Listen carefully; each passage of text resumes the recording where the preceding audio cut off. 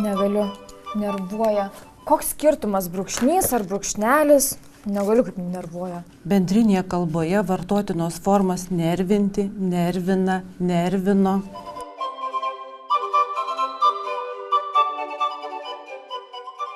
Tai va, nervina, kad nežinau, kada reikia brūkšnio, kada brūkšnelio. Taip, atrodytų, koks skirtumas, brūkšnys ar brūkšnelis, reikia tarpelio ar ne, tačiau yra priimtos tam tikros taisyklės, nustatyti reikalavimai, tai reikia jų ir laikytis.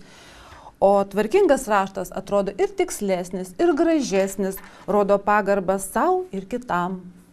Sutinku, bet jūs geriau man konkrečiai atsakykite, kuo šie ženklai skiriasi, tik greitai. Oi, Akvilė, aš visų taisyklių tau taip greit neišdėstysiu. Tada bent dažniausius vartojimo atvejus. Taigi, brūkšnelis be tarpelių rašomas tarp dviejų, na kartais ir daugiau, lygiaverčių, sintaksiškai lygiareikšmių žodžių, nusakančių vieno daikto ypatybės reiškinio pavadinimą. Pavyzdžiui, mokykla darželis, tai yra vienas pastatas, viena mokymo įstaiga, arba paskaita koncertas, tai yra vieno ir to paties renginio pavadinimas. Kaip matai, nei vienas daiktavardžių nėra svarbesnis už kitą ar priklausomas nuo kito. Festivalis, paroda arba dažytojas, tinkuotojas. Tai. Ne?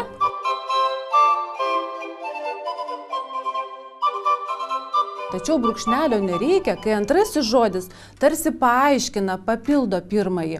Pavyzdžiui, šalis narės, firmos partneris, sąskaita faktūra, gydytojas psichiatras, gydytojas onkologas. Brūkšnelis rašomas tarp dviejų savarankiškų to paties asmens pavardžių. Pavyzdžiui, Kymantaitė, Čiurlionienė.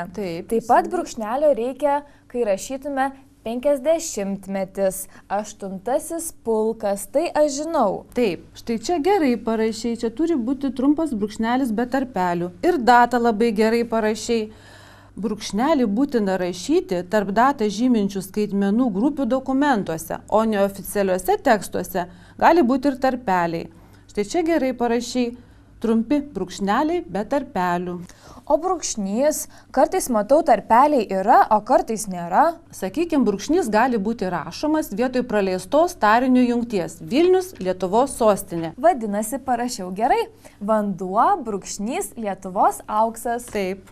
Brūkšnys taip pat rašomas tarp dviejų, o kartais ir daugiau žodžių ar skaitmenų, žyminčių daiktų arba reiškinių laiko, vietos, eilės, kiekio ribas. Pavyzdžiui, važiavau autostrada Vilnius Kaunas. Čia yra vietos ribos nuo Vilniaus iki Kauno. Tai rašomas brūkšnys, ne brūkšnelis ir nedaromi tarpeliai.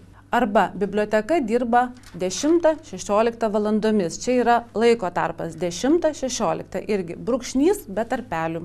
Svarbu žinoti, kad brūkšnys ir brūkšnelis nėra tas pats, o jei suabejojai, gali pasiskaityti knygose arba apsilankyk Valstybinės lietuvių kalbos komisijos svetainėje. Ten rasi visokių įdomių dalykų, kalbinių dalykų.